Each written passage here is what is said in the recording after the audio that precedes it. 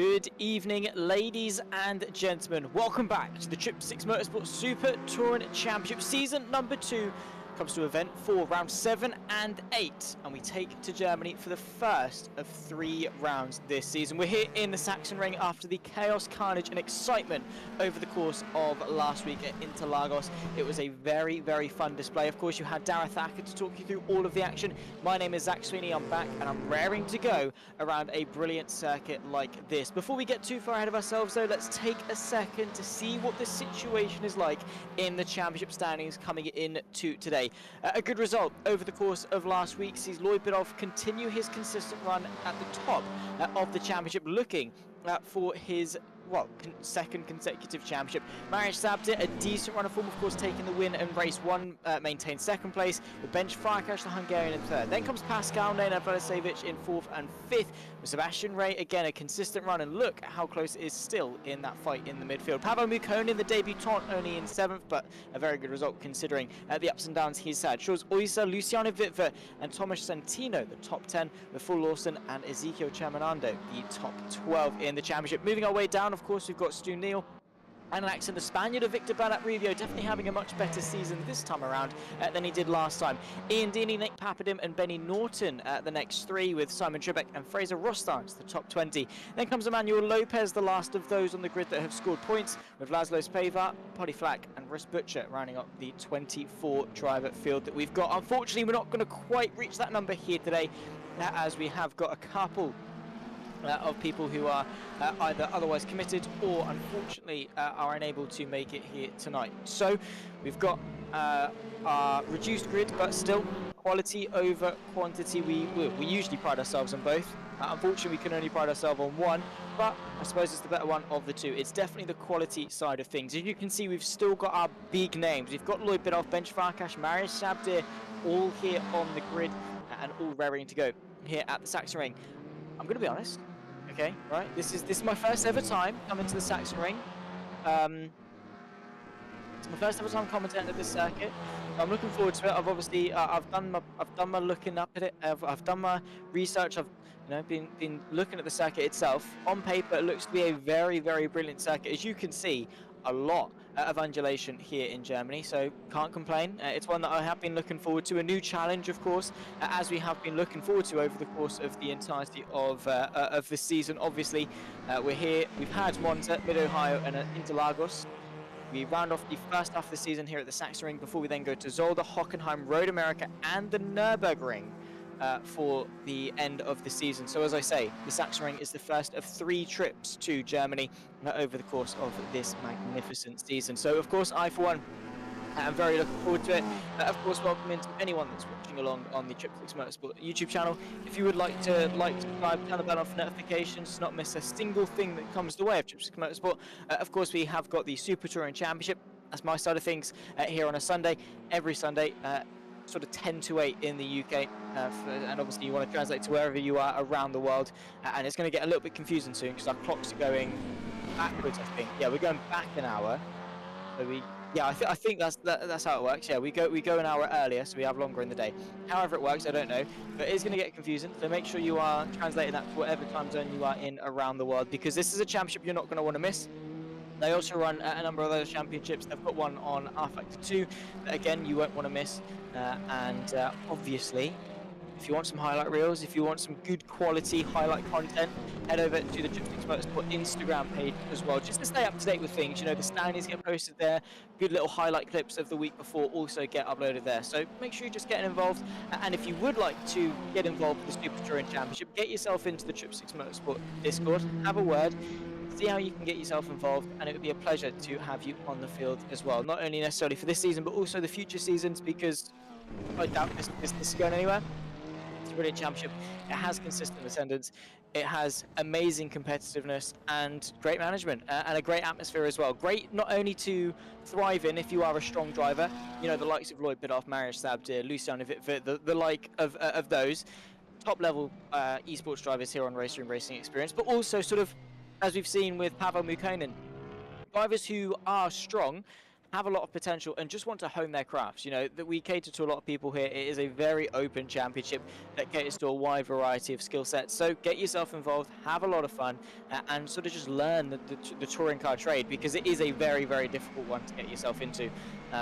Very niche thing, I think, touring cars. Yeah, they're a car that I love to watch, but I hate to drive. I absolutely despise front-wheel drive cars, purely because I need the oversteer. I cannot get used to having, you know, putting the power down too much and going straight. I'd rather go sideways. That's just me. These guys obviously are a lot better than I am, a lot more talented.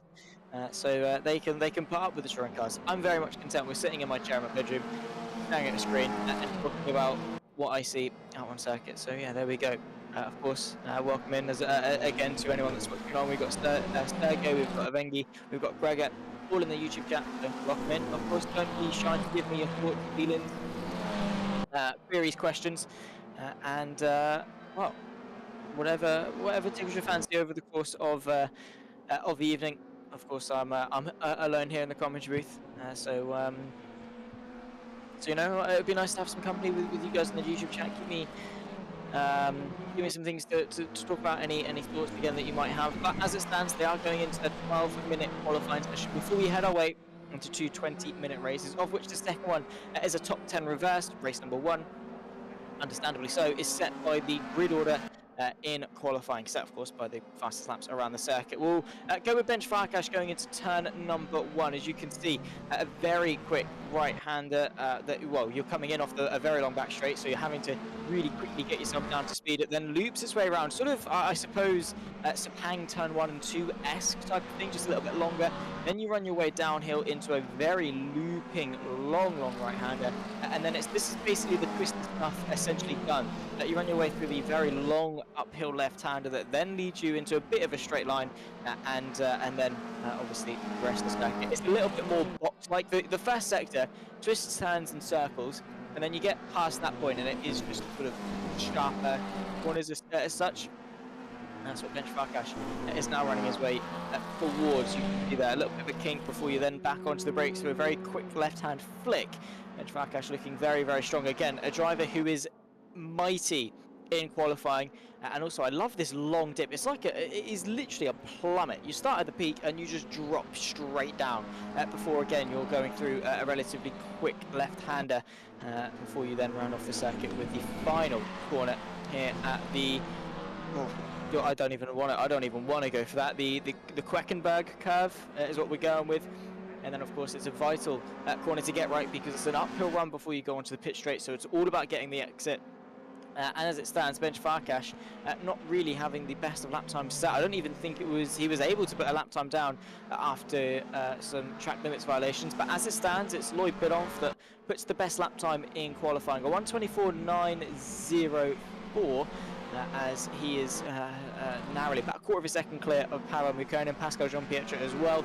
But as it stands, the entire field of drivers that have yet to put a lap time in, all within a second, which definitely bodes well going forward in this qualifying session, showcasing once more some brilliant levels of competitiveness and just the amount of drivers that can get involved.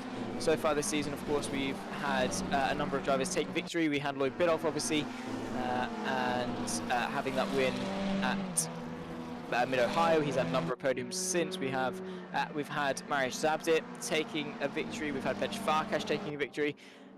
We've had Vladislav Levic as well taking a victory last time out at Interlagos. So plenty of drivers that can take to the top step and take to the top 3 steps as well.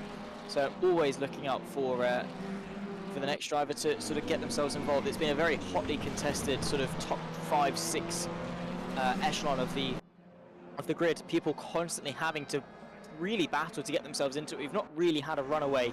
The only reason that Lloyd Biddulph is so successful is because of his consistency. He's the only driver, apart really from Mariusz Zabdyr, to always being in contention, inside the top 5, on the podium. I mean, his podium streak so far this season is absolutely insane. I mean, the only time he's been off the podium was a 5th place at Interlagos, and even then a 5th place was still higher up than Mariusz Zabdyr, his championship rival. So Lloyd Biddulph, he's got that confidence from the championship last season. He's carried that forward into this season, and as it stands, he is unstoppable. So, well, what is there to come? I don't know. Still a long way to go, of course, in the season. As I say, we're only rounding off the first half here at the Sachsenring, and we've still got 4 more rounds. I think 5 weeks to go. We do take a little bit of a break week. I believe it's after this week. Yeah, so we won't have a race in a week's time. We'll go again in Zolder, and then Hockenheim Road America, Nürburgring to round off the season. There we go. Just got a little bit tripped up for a second. And just had to regain my train of thought. All good. Anyway, this is essentially, right, during qualifying, this is essentially just the Zach Sweeney podcast here on the Trippsix Motorsport YouTube channel. You just hear my inner train of thought for a lot of the time, because I'm just trying to keep myself talking. Anyway, the on-track action as it stands is the one that is definitely going to keep me occupied over the course of the 2 20-minute races, as too, I'm sure, is going to be Mariusz Zabdyr on what could be a very sensational qualifying lap. Through the final corner, of course, he's got a big jump to make if he wants to get onto pole position, or even find himself up another row. 1/1000th of a second between him and the Serbian of Vladislav Zabdyr to start his next lap.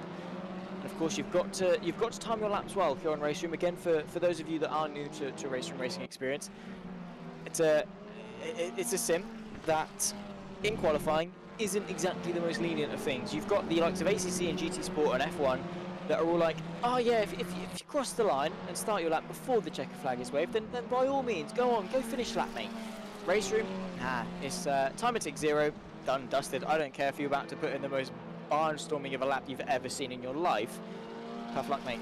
You should have timed it better, essentially. So the last lap times that we'll see, again, because Race Room also has a limited amount of time to change in from qualifying to the race, it also ends the session a little bit earlier as well compared to, so it'll bring up the results essentially, say 5 seconds before the checker flag, just to sort of give you enough time to run through it and things. So it finalises the results a little bit sooner than you'd expect. So that, again, you need to really be finishing your final lap within 5 seconds of the timer ticking 0. If you want it to properly carry itself forward. Anyway, we're into the final 4 minutes and 40 seconds of this qualifying session. Mariusz Zabdyr, as you can see, white the first sector means it wasn't an improvement on his personal best, and then a green, which means it was an improvement, but not the quickest overall. You can see about a 10th off the pole time set across the line, and it's up to second place for Mariusz Zabdyr, whose qualifying pace isn't something to underestimate. And as it stands, he's the man to get close enough to his championship rival. Only 36 thousandths of a second separate the two at the top. Where is Lloyd Biddulph? What is Lloyd Biddulph doing out on circuit at the moment? Is he searching for an improvement? Sergey saying Mukonin is really tired after work today, but still doing all right. He's up there in third place. He's only a quarter of a second off pole position, so you know, I don't know what he's had, whether it's caffeine or he's just stressed about work and he's channeling all of that anger and stress into his touring car. I don't know, whatever tickles his fancy, whatever makes him drive better, clearly something is working. He's narrowly ahead of Jean-Pierre and Vladislav, so not a lot in it, but he's made the difference, right? It doesn't matter if it's 1/1000th or 1 second between you and the car behind, as long as you've managed to put that difference in to start ahead of him, then it doesn't matter. Mariusz Zabdyr takes back to the pit lane, and if he wants to get another lap in, needs to leave ideally now. And of course, Sergey have to leave for 20 minutes. Good luck for everyone, of course. Thank you very much. Join us for race 2 if you so feel inclined. It would be a pleasure to have you back. And I'm sure we'll keep you we'll give you the gist. We'll let you know what you've missed, all right, over the course of race 1. I hope it'll be a lot. No offense. I hope you're going to miss a lot. Naynad through the final corner. Again, a very steep incline. You do have to put the power down quite effectively in order to keep the revs up. I'm sure they're leaving there probably, well, we can see in the bottom right actually, with the next drive that goes through, we'll see what gear they're taking it in, whether it is first or it is second, in order to keep the revs up high enough to not bog going up that hill, because you are fighting a lot with gravity. It's trying to pull you back to the bottom of the hill and you're trying to go up it as quickly as possible. You do not want a gear that's too high, but also I suppose you don't want a gear that's too low so that you run out of torque too quick, because then you have to go up, the first gear accelerates you so quickly, then you have to change, then it bogs for a second. Sometimes it is better just to have it in second and you know, wait for it to kick back in and go quicker. But whatever these guys feel best. Again, I can talk as much as I want in the commentary booth. These are the ones that have the talent. These are the ones that know what they're doing. Purple to the first sector for the Serbian of Vladislav, though. He's not doing too bad on this lap. Of course, the first sector is arguably the most technical, so maybe All he has to do is keep it tidy for the rest of the lap. 2 minutes left to go. We are entering into the final stage. He's completely made a mess of that middle sector though. Still an improvement on his personal best, but you can clearly tell that's where he's losing the time. He's gone from purple to green, and a 10th off the fastest lap time set in that middle sector by Lloyd Biddulph. So he's going to have to wrap it up really nicely. He's got one more corner left to go here at the Sachsenring. Is it going to be enough in order to see his third gear? Oh, fair enough. All right, maybe he's just that good at carrying the speed through. He's into the pit lane and he's crashed actually. Nenad Vladislavljevic, he's made an absolute shambles of that final corner. And as good as that final sector as he would have liked it to be, it wasn't enough, and unfortunately he's going to have to start at the best from 5th place. Lloyd Biddulph, what is he up to? The Trippsix Motorsport driver, of course, representing the championship itself. Purple to the first, white to the middle. Again, not an improvement on his personal best, but still technically in with a shout of pole position. Still better than Mariusz Zabdyr. He just has to hook up these final 2 corners if he wants to consolidate pole position. Again, we have to see what Mariusz Zabdyr is doing. Could he then make the difference and tip him for pole? This could well be Lloyd Biddulph's final chance in order to seal the deal at the top of the timing sheets. Over the crest, we see the Audi RS3 emerge. Is it an improvement? Is it an extension on his pole position? Or is it not enough? It is a 24.796 for the reigning champion. Mariusz Zabdyr, where is he? Did he go back out on circuit? There he is. No, that's not Mariusz Zabdyr. No, it is. That is Mariusz Zabdyr. I do apologise. Of course it is. There he is. Unfortunately, not enough in the final stages. So ahead of race 1, it's Lloyd Biddulph that takes pole position once more, with Mariusz Zabdyr, his championship rival, joining him on row 1. Pascal Jean-Pietro and Pavel Mukkonen 3rd and 4th, with Bence Farkas. An unfortunate final lap for him, ends only 5th. Bence Farkas in 6th, with Stu Neal and Shores Oyster sharing row 4. Alan Axon and Fraser Rostein to round off the top 10, with Phil Lawson, Sebastian Ray and Victor Bernat Rubio to round off the 13-car field that we've got here today at the Sachsenring. 20 minutes on the clock. And I, for one, cannot wait. Of course, welcome into Christian Orban as well, a very recognisable name, and cheering on his fellow countrymen of Bence Farkas. They've had many a rivalry over the course of the Racing Rank Championship side of things, so nice to see the camaraderie and Christian Orban coming in to cheer on, as I say, his countrymen of Bence Farkas. Both from Hungary, both very strong drivers, and well, both looking forward to, I'm sure, hopefully sealing a good result here tonight. We've got a minute 45 of warm-up before we go for 20 minutes of racing action. I'm going to step aside for just a second. Don't go anywhere. I'm going to grab a drink. You guys definitely should do as well. Get whatever you need, because you are not going to want to leave your seats for the next 20 minutes.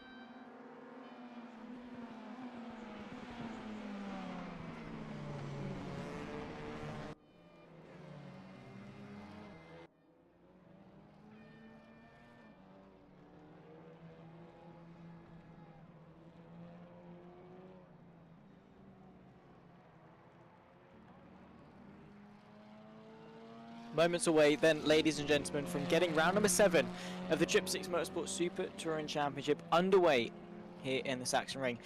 It's a front row of championship rivals in the form of Lloyd Biddulph and Mariusz Zabdyr, both of whom were separated than less than half a tenth of a second. No, in the end, they were separated by about 133 thousandths of a second, but throughout the entirety of qualifying, they remained in a very, very close on pace. I hope that's going to translate into race pace as well, which, while it is only 20 minutes, is vitally important. Anyone will tell you that even in sprint racing, you need that level of consistency. At the moment, they're on their formation as such. They're just going to press ready. They're going to get themselves onto the grid. A standing start, no formation lap, and we're underway. So you have to get yourself pumped up quite quickly if you want to if you want to get that adrenaline spiking, or if you want to calm your nerves down, whichever end of the spectrum you sit. Anyway, Lloyd Biddulph, Mariusz Zabdyr, Jean-Pierre and Mukkonen, the front 2 rows. 20 minutes on the clock, round number 7 here in the Sachsenring. We're about to get ourselves underway for event 4 of the Trippsix Motorsport Super Touring Championship. Lloyd Biddulph is underway from pole position. It seems to be a relatively good start from the Audi RS3, but he's under pressure potentially going into turn 1. You can see side by side as well as Pavel Mukkonen is trying to find his way alongside the Swissman and Pascal Jean-Pierre. They settle themselves into single file the entirety of the top 3, with a couple of drivers running side by side as they sweep their way downhill. Turns 1, 2, and then very quickly you find your way into 3. A very satisfying sequence to get right. Then the long sweeping nature of turn 4 before once again you're heading your way up towards the top of the hill. A good start from Lloyd Biddulph. He's able to consolidate that pole position, but a little bit of a messy run through that next left-hander, but not enough to see him tipped by Mariusz after that Audi RS3 being chased by 3 Lynx & Co machines. You can see they look incredibly menacing in the rearview mirror of the reigning champion, but as it stands, he's not succumbed to any pressure. Couple of changes. We've got Victor Bernat Rubio and Alan Axel both up a place apiece. Apart from that, no changes, as Bernat Rubio, actually, in fairness, gets his way past Fraser Rostanton into the top 10. They dip their way through the very sharp decline for the first time. And thankfully for Lloyd Biddulph, he's been able to keep himself ahead nicely of Mariusz Zabdyr, just enough to keep Zabdyr at bay, but it's a long haul. Very long haul. Even if it is only 18.5 minutes left to go in this race, he still has to keep himself going and not let off the gas for 1 second at all, because Mariusz Zabdyr is the type of driver that will not let you breathe. He will be on you like a sore thumb for the entirety of the race. Bence Farkas on the back of the tank that is Nenad Vasiljevic when it comes to defensive driving. So the Hungarian has got a lot of work to do if he wants to move his way forward in this race and hopefully close down some points on his championship rivals that were previously lost after a redemption drive over the course of Interlagos.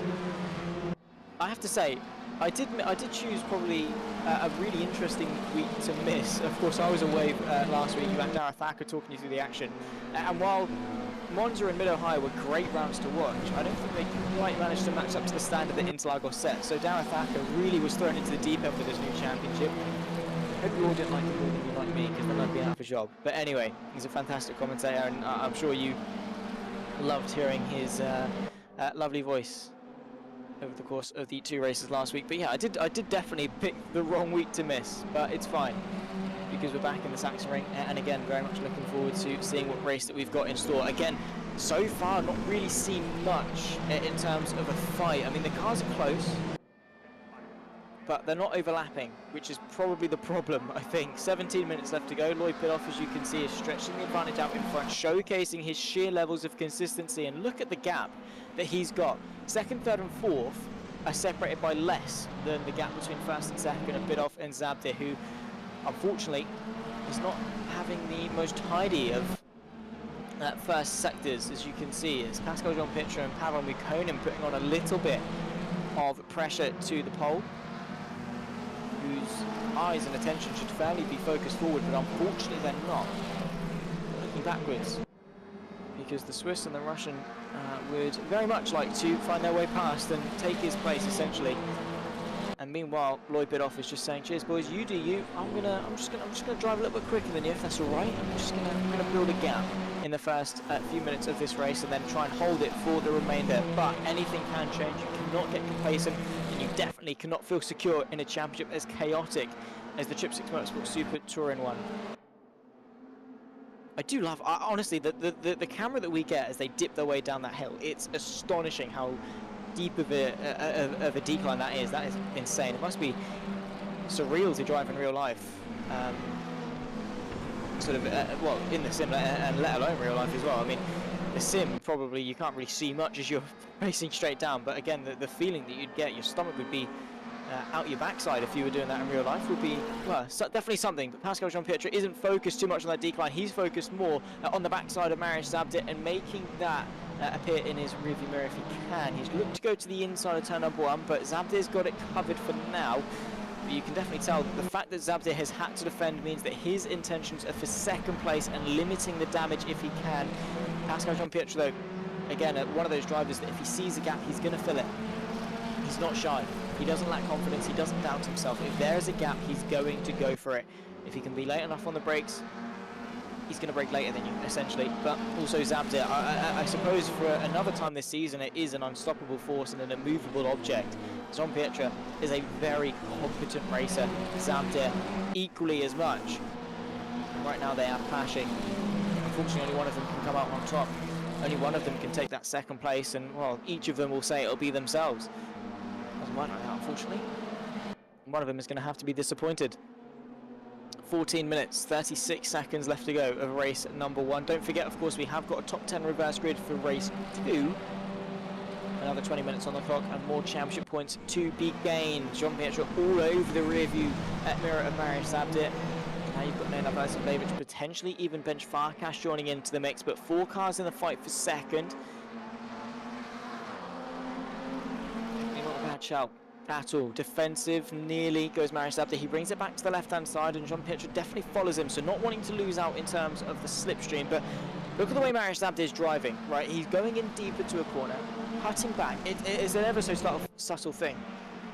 He's going in, he's biting back, he's taken a slightly later apex, and you can see, obviously, there is a little bit of a gap that forms going into the corner that Pascal has gone for a couple of times. He has looked. What it allows is that Zabdyr can cut off the corner, veer off essentially, and while yeah, he does give that point of vulnerability, it's not really one that the Swissman can exploit, because he cuts it off. Jean-Pierre knows if he goes for it, chances are they are going to come to blows, and what it allows is that Zabdyr can get a good run off the exit. It doesn't matter how quick he is mid-corner, because Jean-Pierre isn't going to make a move mid-corner. You can't do that unless there are some very special circumstances that allow that to happen. So Zabdyr, he can be as slow as he likes through the corner, as long as he's quick going in, and as long as he's quick coming out, there's not really much that Jean-Pierre can do. And that's why Zabdyr is so good at his defensive driving. You've also got Bence Farkas and Bence Farkas fighting side by side nearly in the background, as there they are, the Audi RS3 of the Serbian on the outside. It quickly becomes the behind of the Hungarian Bence Farkas, who is up now into the top 5, but a lot of work to do if he wants to make it any more. They have to work together. They have to stop fighting, and they have to let these 3 do the work for them if they want to close into contention for that podium place. I'd say Lloyd Biddulph is a little bit out of reach. That gap, only 2.5 seconds, mind. I mean, it can change if there's a small mistake. But under normal race circumstances with no mistakes, Lloyd Biddulph, he's going to keep that gap all day. I think Lloyd Biddulph could be within a shout for a double victory here today. And obviously that's not really a prediction that I use lightly, but his pace right now is scarily quick. At the moment, Zabdyr, I mean, he's maintaining it at 2.5 seconds, but give it a few laps, that could be 2.7, and then, you know, by the end of the race, it could be 3 seconds. And it's a slow, very, very slow increase, but it's an increase. It's not staying the same, it's not getting lower, so it is always in a net gain for Lloyd Biddulph. So Zabdyr, I'd say, would have to find just that little bit more of a bite to closing that gap, but I don't think he's quite got it. I think the pressure from behind of Pascal Jean-Pierre is keeping him honest and not allowing him to properly fulfill. As Bence Farkas looking to go to get onto the back of these guys. This is the battle between Pavel Mikonin and Pascal Jean-Pierre on the back. Mariusz Zabdyr, I do apologise. The Rubis Racing Team driver, the debutant coming into this season, of course. He's in his rookie season of the Trippsix Motorsport Super Touring Championship. Took that second place in the first ever race back in Monza. Is right now looking to get himself back onto the podium if he can. He's been driving a stellar race up until this point.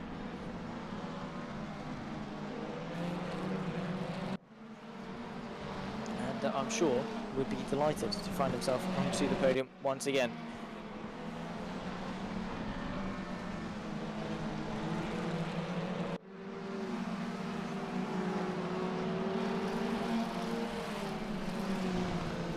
Cap off the first sector and about to cap off the first half of this race.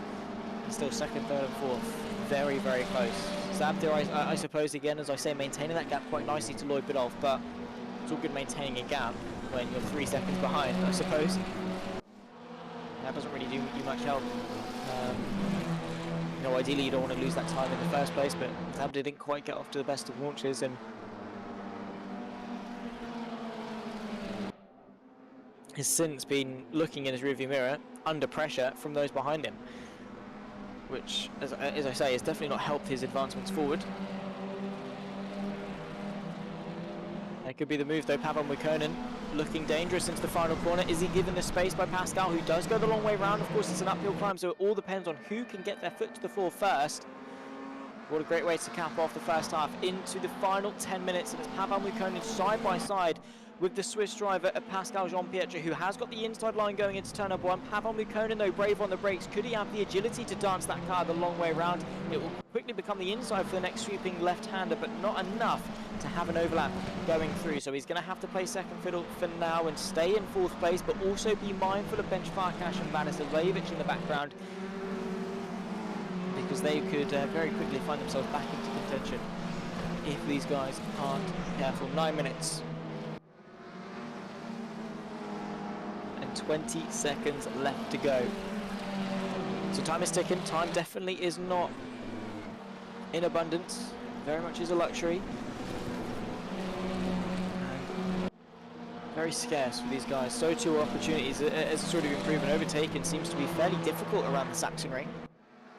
So you have to be clever about it. And with each corner that goes past, with each lap that ticks past, with each minute that goes off that clock is one less opportunity that you're going to have in order to make a move stick. Pavel Mukonin definitely ducking, diving, and definitely searching for a gap. And unmaterializing as of yet.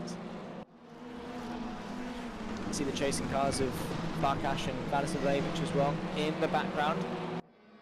But no major indents from those two while they were once on the back of that fight. They are slowly but surely reeling themselves back into it.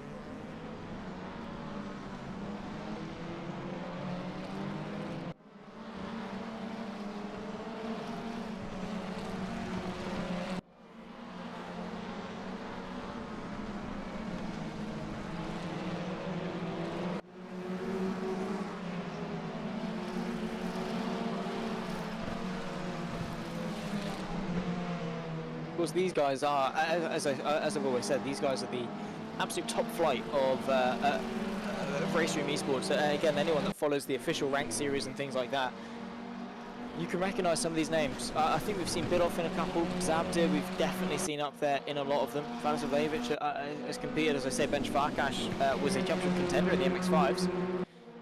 So all of these guys have definitely had some relevance in the top flight of race room esports. Shaw's Oyster really having the best run of things going through the long double left-hander at the back end, the midpoint of the circuit, really. Side by side here, you can see the Alfa Romeo full Lawson looking to go to the inside of Alan Axon. Beautiful move if he's able to keep the car under wraps. Around the outside though, Alan Axon just able to keep his foot in a little bit longer. But in the end, it is going to have to be him settling into 9th place ahead of the Kiwi Racing Alfa Romeo, which took a strong precedence over the course of last season in terms of the balance of performance. It has sort of been slightly adjusted, and as you can see, the Lynx & Co car driven by the likes of Zabdyr, Jean-Pietre, Mukonin,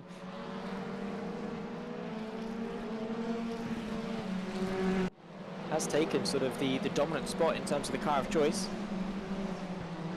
Usually it's the Seat Cupra. But people obviously, I don't think I've ever seen one on the grid across both seasons. Of course, last season it was bopped into oblivion, and this season I think it was given a little bit of a chance, but still no one going for it. The only DNF so far we've had this race is Simon Trebek, who had some issues potentially at the start or at some point throughout this race. We didn't quite manage to catch it on the broadcast. But here's our three-way fight. Zabdyr, Jean-Pietre, Mukonin. Mukonin posing a bit of a threat to the Swissmen as they run their way down the hill. Of course, you have to brake a little bit earlier than you'd expect because you are assisted by gravity. It is pulling you down while you're trying to brake, so you have to be a little bit mindful of that. You're carrying a little bit more speed going in. It's going to be a little bit harder to stop, but then you get the inverse for the very quick flick to the left to round off the corner. Well, I say very quick flick to left, but it's not the longest corner in the world when you're braking uphill, so it assists you, essentially does the inverse, so you can brake a little bit later, which could definitely be to Mukkonen's advantage if he wants to just stick a move to the inside and hope that he can take the apex. Final 5.5 minutes of race number 1. So far, not been a race with an abundance of overtaking. I think we've seen obviously the first couple over the course of the first couple of laps, and then we had Phil Lawson and now also Shores Oyster finding his way up a couple of places past Alan Axon. Phil Lawson up 3 places over the course of this race. There you can see the winners and the losers, Bence Farkas and Victor Bernat Rubio up 1 place apiece as well. But for the most part, people have just been staying where they have, where they've started essentially, especially those inside the top 5. Well, Bence Farkas moved his way up, of course, after Mariusz, but you get the gist. The top contenders at the front really haven't been able to pose much of a threat to each other. Well, I say that, they've been posing a threat to each other, they've just not quite been able to turn that threat into a promise as such. Especially Lloyd Biddulph, I mean, his gap is astonishing. And let's hope that he doesn't quite get to the front as easily over the course of race 2. That would be, well, sheer dominance from Lloyd Biddulph, who's definitely put in some good practice hours over the course of this week, proving how serious he is and in wanting to go for that £150 prize for the win. Of course, another £300 prize pool for the championship winners. We've got 150 for P1, 100 for P2 and 50 for P3, so not too bad for a free to enter series. And well, good incentive, of course, whatever you want to do. Of course, we're on the run up to Christmas. When we finish the season, it'll be on the 12th of November, so prime gift buying time. For those that like to start a little bit later. I know some people have already started to buy Christmas presents. My girlfriend has already started, and we're going halves on everything, so I've already started to pay up for some Christmas presents. So it doesn't, however early you want to start, but for these guys, if they want to start their Christmas present buying on the 12th of November, they're more than welcome to. If they finish inside the top 3, extra little bit of cash to either treat yourself or treat your family with. I don't know. Whatever tickles your fancy, or you can buy your Christmas dinner, some takeaway, I don't really care, but whatever they choose to do, the money is there. And then there's also an extra little prize pot for the driver who has been the safest, essentially, the driver that has had themselves with the lowest amount of incident points over the course of the whole season. Of course, those unfamiliar with Racestream, you get 1 incident point for going off track. I believe you also get 2 for spinning, and then you obviously naturally get 4 for varying levels of content. I believe that's how it works in Racestream. I haven't driven it in quite some time, but I think it reflects very similarly to the incident limits laid out in iRacing and such. So the driver that keeps it clean, doesn't spin, and doesn't smack into the back of any other driver is probably going to wind themselves up with a nice little bit of extra cash in their back pocket as well on that run up to Christmas. So always incentives, not only to win and compete well, but also to keep it clean while you were doing it. I believe Lloyd Biddulph got the random draw at the end of the season as well, because he competed in, I think in the end, 14 of the 16 races, which was the criteria. And he not only won the championship, but also won that extra 40 quid on top. So maybe Lloyd Biddulph is trying to go for that as well. I mean, right now he's got no one to smack into. He's all by himself out in front, so shouldn't really be exceeding track limits. And he hasn't spun. So far, it's probably not been too bad of a race for Lloyd Biddulph. But still 2 minutes to go. Still some changes that can be made, like this one. Fight for 5th. Bence Farkas versus Nenad Blažević, whose name I definitely have butchered a number of times, including every single time I say it. But a very strong driver in of himself. Always impressive. Always showcasing his defensive prowess. There you can see a move. Pavel Mukkonen going for the move to the inside of the penultimate corner versus Pascal Jean-Pietro. They run side by side as Blažević is on the back of Bence Farkas trying to get a nice up and under. They're too wide in the front foreground of that shot as well. You can see it's now Pavel Mukkonen who takes the podium place going on to the final lap here at the Sachsenring. Pavel Mukkonen snatches it away from Pascal Jean-Pietro, who's got a lot of work cut out from now into the final lap. If he wants to take that podium place, could Pavel Mukkonen take it to Mariusz Zabdyr and spoil the pole's day as well by moving his way up into 2nd place? We'll soon find out, of course, with a final minute and 5 seconds left on the clock. Lloyd Biddulph, it was quite close actually. I think we had 1 minute and 25 exactly left on the clock when we crossed, so it might not even end up being the final lap. It probably will, especially with Lloyd Biddulph having a couple of seconds to slow down and play with just to ensure that the checker flag is waved. But you'd imagine it's the final lap. It just depends obviously on what race room decides to be one of those very, very close races that work out fairly awkwardly, it seems. But Zabdyr still doing a brilliant job of maintaining second place, as he has done for the majority, well, the entirety. I don't think he's ever been overtaken for second. But Pavel Mukkonen is looking menacing. He is putting a ton of pressure onto Zabdyr. He's been waiting for his moment, and now is his time to capitalise. All over the rear end of the pole, down the hill for what could well be the final time. Mariusz Zabdyr forced to go defensive, brings it back to the racing line though. Pavel Mukkonen launching an attack to the outside. Pascal Jean-Pietro as well goes to the inside. There's contact and the Swissman sent sideways. They run their way into the final corner for the final time, and Pavel Mukkonen's advance on Mariusz Zabdyr has been thwarted. Lloyd Biddulph, though, in dominant fashion. Has he crossed the line to win? I'm not entirely sure. I think he has. The run to the line as well from Pavel Mukkonen, Mariusz Zabdyr as well into turn number 1. It could well see us have one more lap of racing action here at the Sachsenring. Side by side, they're continuing to fight just in case. Pavel Mukkonen launches his way around the outside, but I don't think it's to any prize. As you can see, everyone slowing themselves down. So 15 laps of racing action see it over, and it's Lloyd Biddulph that very strangely took the victory. I do apologise there. I wasn't entirely sure if the checker flag had been waved. Mariusz Zabdyr, Pavel Mukkonen snatching the podium place right at the final stage. Pascal Jean-Pietro and Bence Farkas, the 4th and 5th drivers. Then, of course, comes the Ballas of Levic and 6th, Phil Lawson, Shaw's Oyster, Stu Neal and Alan Axon, the top 10. Axon, of course, will be taking that reverse grid pole position. Fraser Rostance, Victor Bernat Rubio, and Simon Trebek round off the 13-car field. Ladies and gentlemen, race 1 is in the books. Race 2 will be to your screens very, very shortly. I'm going to step aside for just a couple of moments while we swap over into the race 2 session. Don't go anywhere. We'll be back in a second.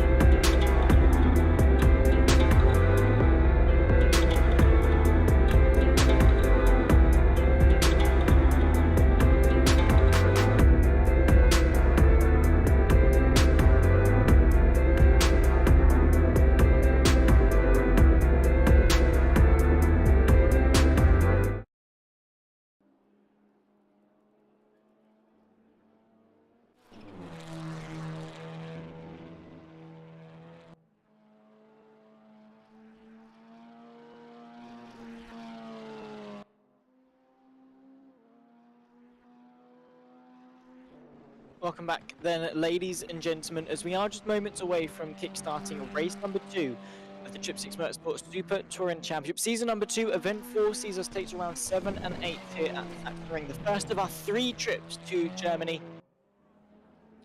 and to round off the first half of this brilliant championship. Of course, race number 1 is in the books, a dominant display from Lloyd Biddulph ahead of Mariusz Zabdyr and Pavel Mukonen that rounded off 2nd and 3rd.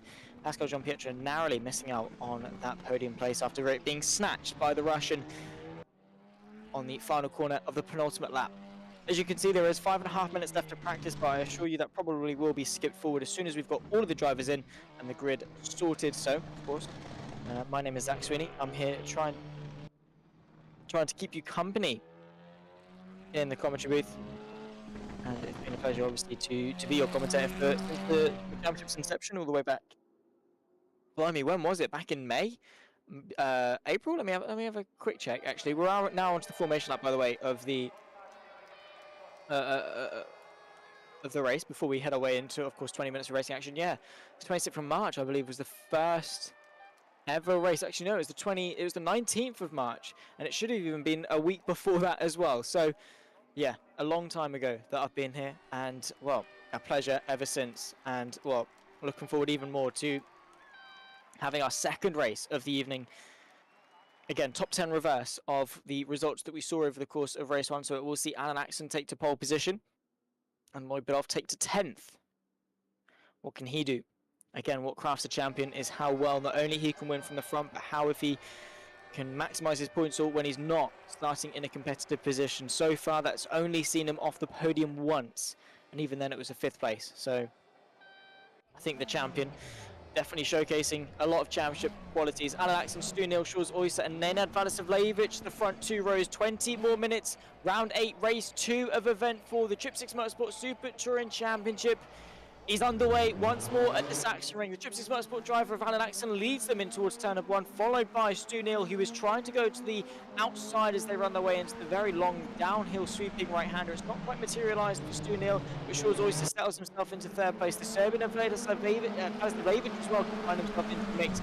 He's so well inclined if he obviously would like to maximise his points. So again, was able to have a very strong week at the circuit of Interlagos, taking that victory, of course, in race number 2. So definitely is a strong driver when it comes to reverse grids. Let's also look for Lloyd Biddulph and Mariusz Zabdyr, Pavel Mukonen as well. The likes is there's someone sideways in the background. Who is that? I think that's Pascal Jean-Pietro falling back to the back of the field. I think it might well have been. He's lost the place. Lloyd Biddulph and Victor Bernat Rubio promoted to 8th and 9th respectively.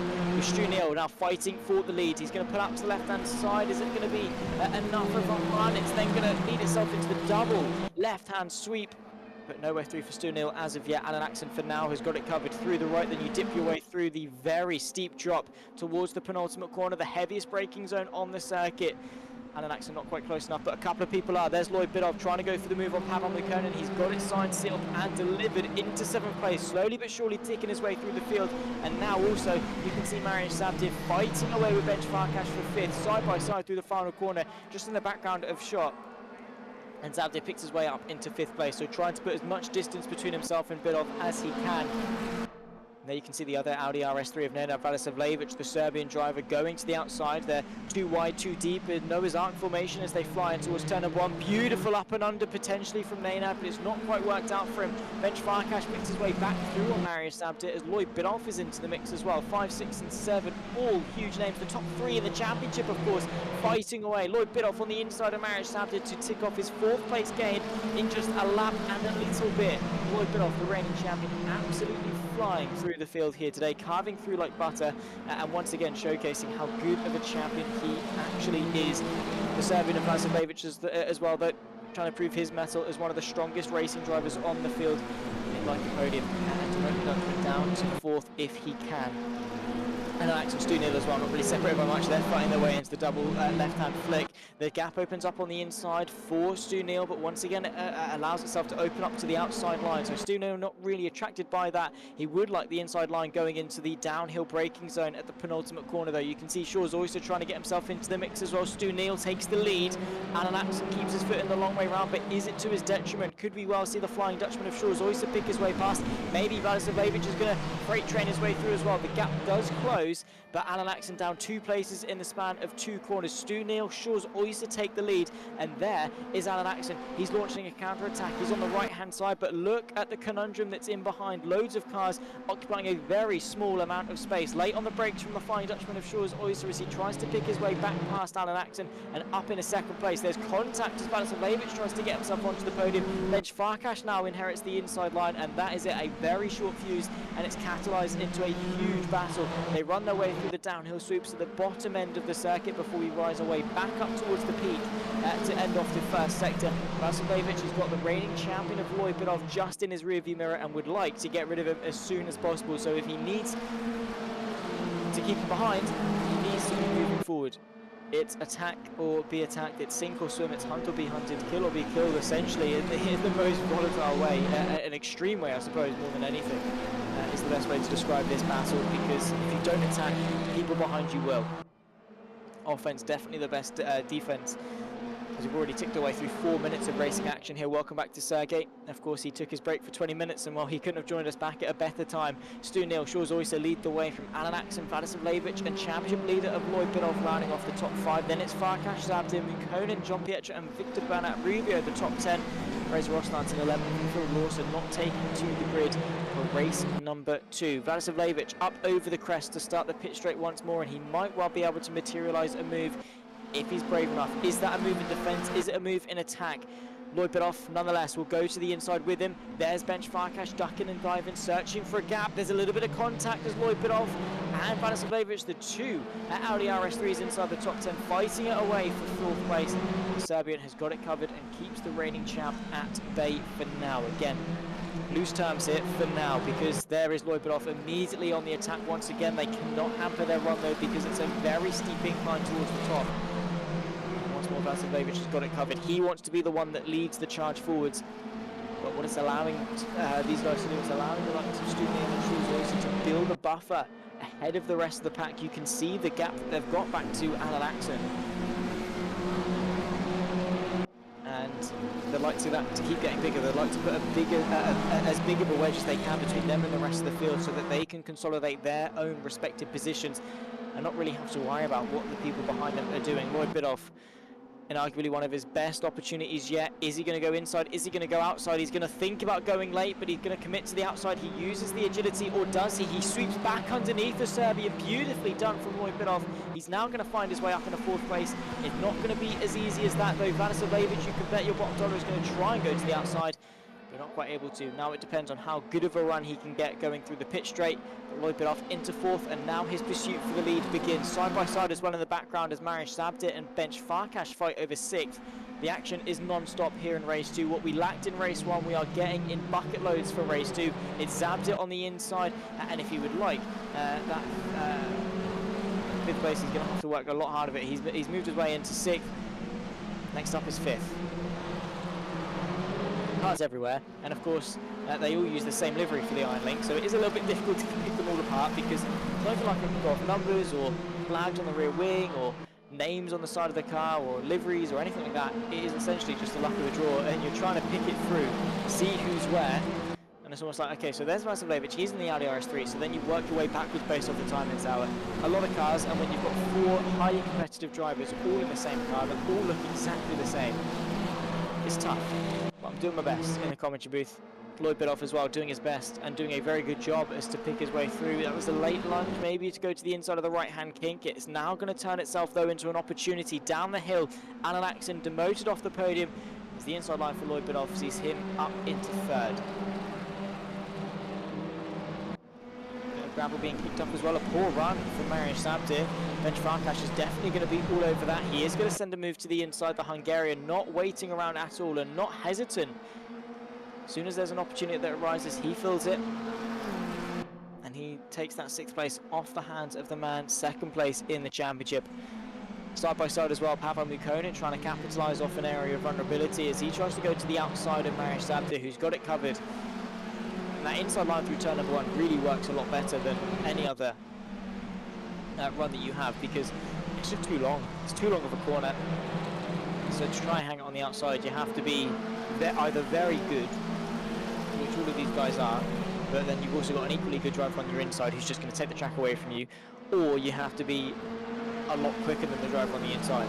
Essentially, you have to, I'd probably say you have to be half a second, maybe even more, a lap quicker, or having like a huge advantage, like the driver on the inside being boxed in, for example, or something like that, if you want to go to the outside of turn 1, because the driver on the inside, he's just going to drive around, take his nice sweet time, and then just run out to the exit of the circuit through turn 2. And if you're on the outside there, chances are you're not even alongside by the time it gets to that point. You've been forced to back out. There's Lloyd Biddulph though, on the back of Stu Neal, and Jules Oyster, by the way, has been able to take the lead of the race ahead of Stu Neal. So we're about to run our way through the first half of race 2. 11 minutes 30 seconds left to go. Inside line for Lloyd Biddulph. He sends the move very late. Stu Neal sees it coming and tries to thwart it off. He's now side by side with probably the last driver you want to be having a battle with, but he's forced to concede in the end. He's going to launch a bit of a counter-attack though. The Iron Lynx car is very, very strong, and it's going to pull to the left-hand side. Is it strong enough to catapult itself to the outside of turn number 1 though? He's going to give it a good go. He leaves himself runnable on the inside and very wisely tucks back into the slipstream of Lloyd Biddulph, who's up 8 places in this race and only half of the way done. He can see the lead, can practically taste the lead. My prediction of a double win doesn't look too far-fetched now that we're halfway through race 2 and Lloyd Biddulph is already up into second place. But to be fair to Stu Neal, he's had some pace, he's staying with Lloyd Biddulph, and I think that's probably for the best. I think the better choice for Stu Neal was to get behind Biddulph, use him as the battering ram. I don't think it's going to be a matter of if, it's a matter of when Lloyd Biddulph goes for a move for the lead. And that's when Stu Neal needs to capitalise. Whether it's working with Biddulph and getting second, or hoping that Biddulph and Royce have issues in getting first, right? Either way, it's a benefit for Stu Neal. It's an extra position that he potentially wouldn't have had, as he takes a lot of liberties with the track limits there, must be said.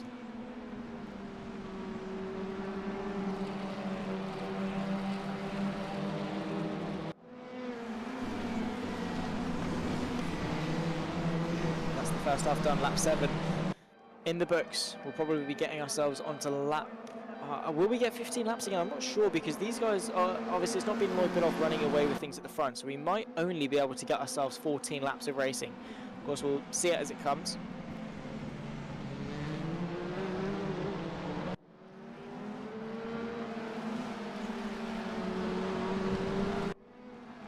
Biddulph leaving the rest of the pack in the dust, and to be fair to Jules Oyster, he's doing a very similar thing. His pace is respectable. Of course, Biddulph is finding that slight edge over the rest, but Jules Oyster, it's a valiant effort leading the way at the front. It'll be interesting to see how hard he fights it. Of course, it's probably his best chance for a lead so far this season. The Flying Dutchman would definitely want to take it if he can. But also, the harder he fights Biddulph, the more that Neal, Axe and Vasiljevic get reeled into the mix, and therefore the more cars that he could potentially lose positions to. But then again, also the more cars that Biddulph could lose positions to. So you have to weigh out the pros and the cons. How hard is the fight worth? How much is it? I don't even know what I was trying to say there. How? Yeah, basically just scrap anything I've just said in the last 10 seconds, essentially. Sort of how hard do you think it is? How worth it do you think it is to fight this battle hard? I don't know, something along those lines. It made sense in my head, alright? It doesn't have to make sense for you guys at home. If anyone asked, I'm Lewis McGlade. That was the person that said that.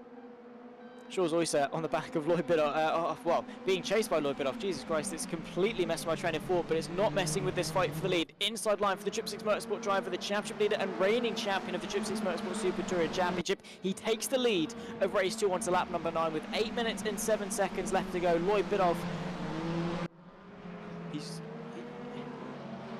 I don't know.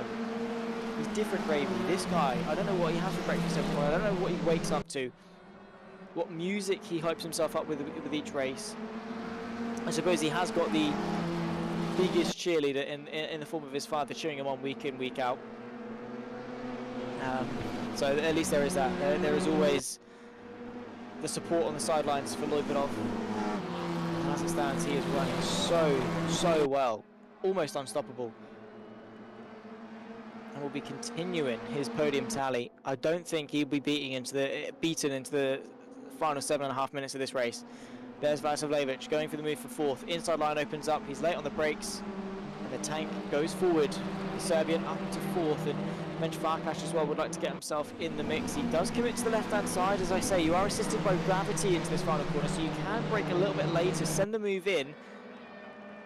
And he's picked his way up into the top 5. Beautiful move from Bence Farkas, just took the track away, edged himself ahead. And now, could it be a 4th place? Could it even be more? 7 minutes left to go. And yeah, Gregor, you are right. Lloyd is flying. Side by side as well, you can see the Alfa Romeo. I think that is Bernat Rubio fighting his way with Jean-Pierre and Mariusz Zabdyr just ahead of him. Bernat Rubio, again, was a driver that I think he ended up getting a suspension over the course of season 1. He's now back for more.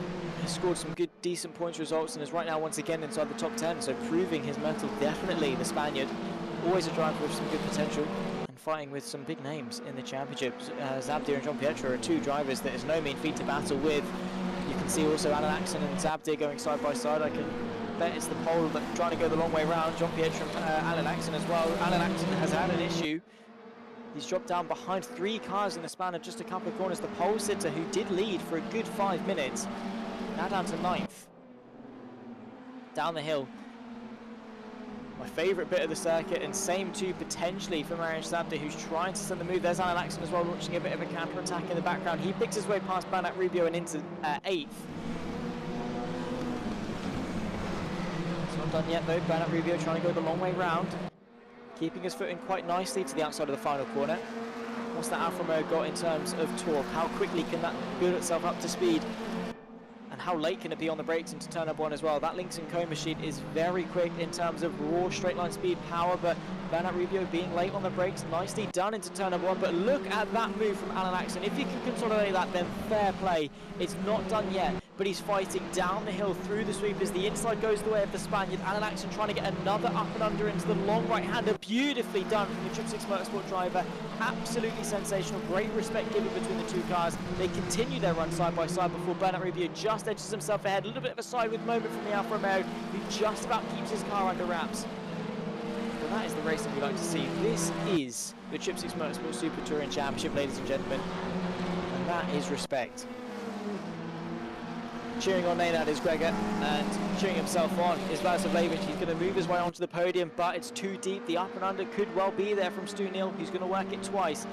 He wants the inside line going into that penultimate corner, and Mariusz Zabdyr gives him a bit of a squeeze, assumes the middle portion of the circuit, but the gap opens up. The Lynx & Co car is going to fill it, but Mariusz Zabdyr has got the legs around the outside, so close to contact between the pair of them, but it's opened the door for Bence Farkas to bring himself into the mix, and Mariusz Zabdyr has gone from the attacker to now the attacked, and side by side, Farkas biting off a little bit more than he can chew there, but it's almost worked out for him. He's up into 3rd place. He's side by side with Stu Neal, and he's taken this opportunity with both hands and not let it go to waste one bit. The Hungarian into 3rd. Stu Neal trying to fight it. Mariusz Zabdyr now getting himself into the mix. So late on the brakes though is Stu Neal. It's too late. He's off the road. He's into the gravel, and he loses more places than he potentially could have gained in that skirmish. He's now to the back end of the top 10, potentially even out of it. I think he's just settled in ahead of Fraser Rostance, but that is a huge moment for Stu Neal. He is fighting with Fraser Rostance. You can see the time tower chopping and changing quite a lot in that fight between 10th and 11th. But what a battle this is. We've only got a handful of laps left to go as well, so not that long left to enjoy it, but I hope you guys are having a fun time at home, because I am.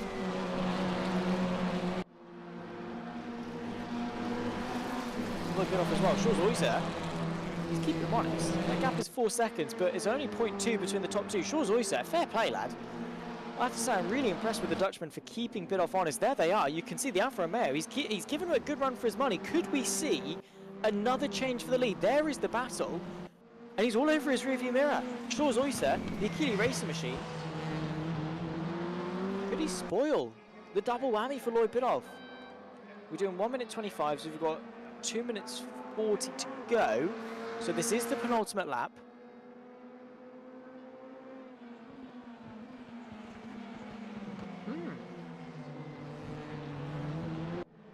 Could he do it? Let me know in the YouTube chat, guys. What do you think? Who's coming out on top in this race? Is it Lloyd Biddulph? Is it Shaw's Oyster? I don't know what to think. I was at one point so confident that Lloyd Biddulph was going to go away, and then Oyster was like, "Nah, you're not going anywhere, mate." He's He's got his lasso out. He's thrown it onto the back of that rear wing of Lloyd Biddulph, and he said, "You're not going anywhere, sunshine."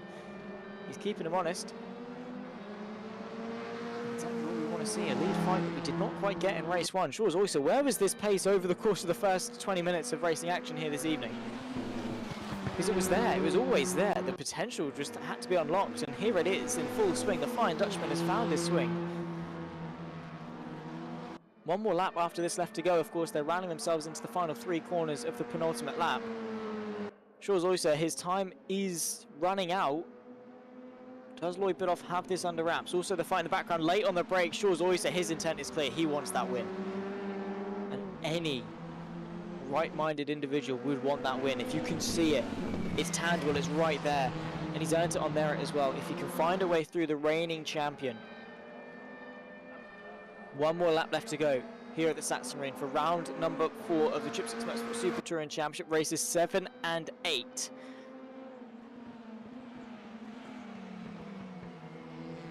I still don't know.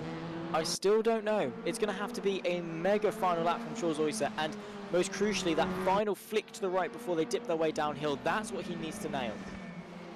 No other point on the track matters. As long as he matches Lloyd Biddulph everywhere else and is just narrowly quicker on that final bit, he could do it. The slipstream not being as strong here as I would have once imagined.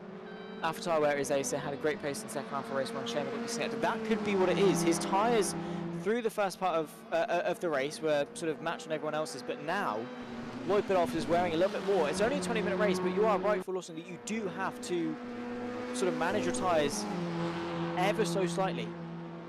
And there's that slight difference in a discipline, in a sport that has such fine margins. This could be the difference. Shores Oyster, his final opportunity, arguably. Is it going to be the inside? Is it going to be the outside in the pursuit for the lead? He's going to try and go the long way round. Lloyd Biddulph has it covered. It's been a titanic battle for the lead, but I think it's going to be too little, too late for the Flying Dutchman. However, he's going to look to go to the left-hand side. One more chance for Shores Oyster. It's not enough. Lloyd Biddulph has it covered up the hill, and the run to the line here in the Sachsenring. And it's a double win for Lloyd Biddulph, who extends his grasp on the championship. Only a 1/10 of a second between the top 2. The fight for the podium in the background as well. Bence Farkas has it over Bence Farkas and Pascal Jean-Pietro in that fight for 5th. But what a battle, and what an attempt for Shores Oyster. You were right, Renger, in the end. It was Lloyd Biddulph that took victory and the fastest lap. So he's taken pole, both wins, both fastest laps. What a mission. Shores Oyster, Bence Farkas makes it the podium with Nenad Vlasovic and Pascal Jean-Pietro in 5th. Then we go to Mariusz Zabdyr, Pavel Mukkonen, Victor Banat-Rubio, making it 8 different nationalities inside the top 8, with then Alex and Stu Neal the top at 10, with Fraser Rostance and Phil Lawson in 11th and 12th. Beautifully done. What a race, guys. I have to say, that was a lot of fun over the course of race 2. Again, race 1 a little bit quiet, but once we flip that race on its head, the Alfa Romeo's hair on its tyres really lended itself quite well to have what could have been a barnstorming end to the race between Lloyd Biddulph and Shores Oyster. But very much looking forward to seeing how next week is going to go. Of course, we're not here in a week's time. As you can see, the 15th of October, we're not going to be taking to the track. The week after, though, we'll head to Zolder for our second half of the season. Zolder, Hockenheim, Road America, and our final trip to Germany on the 12th of November, the Nürburgring GP. So far, it's been a mega season of racing, and there's a lot more to come. My name has been Zach Sweeney. It's been an incredible first half of the Trippsix Motorsport Super Touring Championship, season number 2. We'll be back in a couple of weeks. Do not go anywhere. We'll see you same time, 8 p.m. for those in the UK. Translate that to wherever you are around the world. It's not going to be one that you want to miss. The circuit's older, tight, twisty, chicanes galore, and competitive racing. We'll see you then. In the meantime, take care and goodbye.